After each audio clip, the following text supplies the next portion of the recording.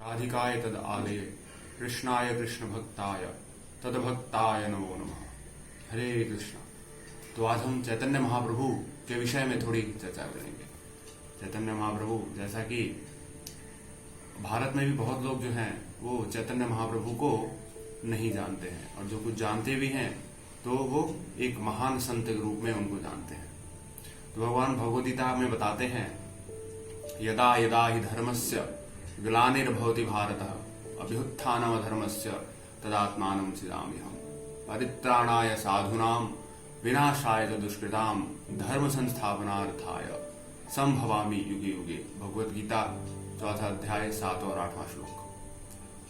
इसका अर्थ है कि जब जब धर्म की ग्लानि होती है और अधर्म में वृद्धि होती है, तब तब भगवान इस जगत में आते हैं, इस जगत का उद्धार करने के लिए। परित्राणाय साधुनाम, और वो इसलिए आते हैं साधुओं यानी भक्तों का उद्धार करने के लिए। विनाशाय च दुष्कृताम, दुष्टों का विनाश करने के लिए। धर्म संस्थापनार्थाय, धर्म की स्थापना करने के लिए। संभवामि युगे, भगवान हर युग में आते हैं। लेकिन भगवान को त्रियुगी कहा गया है। त्रियुगी का अर्थ है कि भगवान 3 युग अर्थात सत्य, द्वापर और त्रेता, इन 3 युग में आते हैं। लेकिन भगवान को एक कलयुग में भी आते हैं छन्न अवतार के रूप में। छन्न अवतार का अर्थ है क्या? गुप्त अवतार, यानी जो केवल भक्त हैं वही उस अवतार को समझ पाएंगे और उनके बारे में जान पाएंगे। कृते यद्धायतो विष्णु त्रेतायाम यजतो मुखे द्वापरे परिचर्यायाम कलौ तद हरि कीर्तनात्।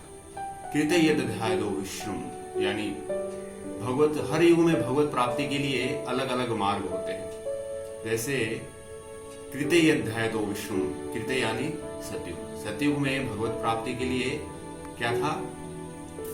बड़ी बड़ी बहुत वर्षों तक तपस्याएं करनी पड़ती थी, तब जाके भगवान की प्राप्ति होती थी। जैसे हम देखते हैं हिरण्यकशिपु हो गए, जिन्होंने बहुत हजारों वर्षों तक तपस्याएं की थी। त्रेतायाम यजतो मुखे, और त्रेता युग में क्या था? बड़े बड़े यज्ञ करते थे। जैसे विश्वामित्र मुनि हमने सुना होगा, बड़े बड़े यज्ञ करते थे और वो राम जी को लेके जाते हैं अपने यज्ञ की रक्षा करने के लिए। द्वापरे परिचर्यायाम, और द्वापर युग में भगवान के बड़े बड़े आलिशान विग्रह, विशाल विग्रह मंदिर बना के उनकी पूजा अर्चना की जाती थी। लेकिन कलयुग में ये सब करना बहुत मुश्किल है ना? क्योंकि हमारी आयु कम है, हमारी बुद्धि कम है। इसलिए कली में क्या है? कलौ तद हरि कीर्तनात्। कलयुग में केवल हरि नाम का कीर्तन ही, भगवान हरि के नामों का कीर्तन ही हमको भगवत प्राप्ति करा सकता है। जो सतयुग में तपस्या करने से, द्वापर युग में भगवान के विग्रहों की अर्चना पूजा करने से, द्वापर में, त्रेता युग में बड़े बड़े यज्ञ करने से फल प्राप्त होता था, वही फल हमको इस कलयुग में केवल भगवान के हरि का कीर्तन करने से प्राप्त हो सकता है। और श्रीमद् भागवतम में वर्णन मिलता है कि भगवान जो है वो स्वयं एक कैसे आएंगे? भक्त के रूप में आएंगे और इस युग का, युग धर्म की स्थापना करेंगे। जो कलयुग का युग धर्म है हरि नाम संकीर्तन।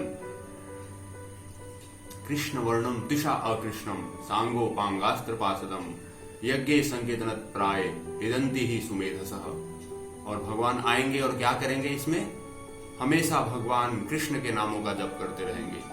और उनका वर्ण कैसा होगा? दिशा अकृष्णम, यानी सांवला नहीं होगा। कैसे होंगे वो?